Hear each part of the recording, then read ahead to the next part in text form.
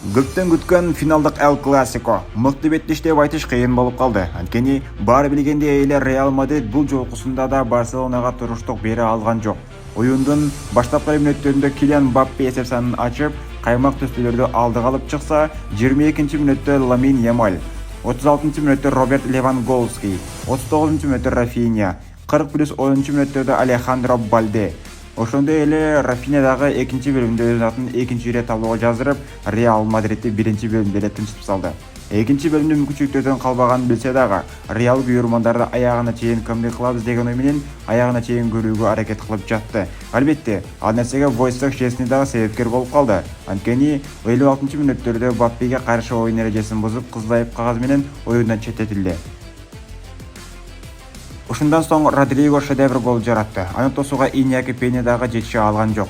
Эми оюнду колго алабыз деп баштаган Мбаппе, Беллингем, Виниден маанайы коргоочулар түшүрдү. Анткени барган тобу, тепкен топтор Реалдын дарбазасынан орун алып жатса, алдыдагылардын ойногусу да келбей калды. Анан дароо эле Анчелоттиден суранып, Вини оюнду таштап чыгып кетти. Кыскасы, ал болсун, бул болсун, Барселонага кезектеги кубок кут болсун. Чынында эле татыктуу чемпион болду. Реалдын оюнчарынын алган бааларын көрсөңүз, жаш баада эле болуп калды. Коргоочулары ичип кеткен. Жарым коргоочу эмне кылып жүрүшкөнүн эч ким билишпейт.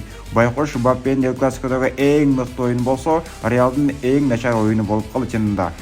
Эми 1000 балекет болсо да, ал эле бул эле Барселонанын күнү эле деп шылтоо таба бербей, Реал Мадридтин күйөрмандары жеңилүүнү моюнга алуу дурус. Анткени бул жолкусунда ишенимдүү, туура, анык чемпион бул албетте Барселона болду. Барселона күйөрмандарынын кубок менен чын жүрөктөн куттуктаймын. Ал эми Реал Мадрид күйөрмандары үчүн кайра эле Ла Лигада болуучу тирештерди, ийгиликтерди каалап калам. Мындан ары эми Флорентино Перес дагы кашы көтөрүлбөй калган Анчелоттинин ордуна эски костюмдун чөнтөгүндө сактап турган машыктыруучуну, тагыраагы 3 жыл Чемпиондор Лигасында удамоодо чемпион болгон Зинедин Зиданды алып келүү боюнча дагы баш катырса керек. Эми башка оюндар тууралуу дагы кыскача кеп калды. Арабияда Реал Мадрид менен Барселона бири-бирин этин жеп жаткан учурда Испанияда Атлетико Мадрид Осасунаны 1-0 эсебинен жеңип, Ла Лига лидерине айланды. Реал ал жактан дагы бул жактан дагы утулду десек туура болот.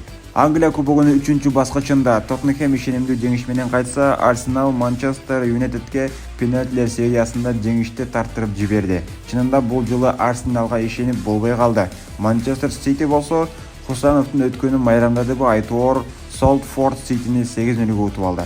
Кыскасы, кызыктуу деп аталган жаңылыктар топтому ушулар десті. Кийинки эфирде жакшы маани менен көрүшөлү. Реалчылар тарынбай турабыз, барсачылар жыргабай Реалчылардын ачуусунан тийбей туруңуздар.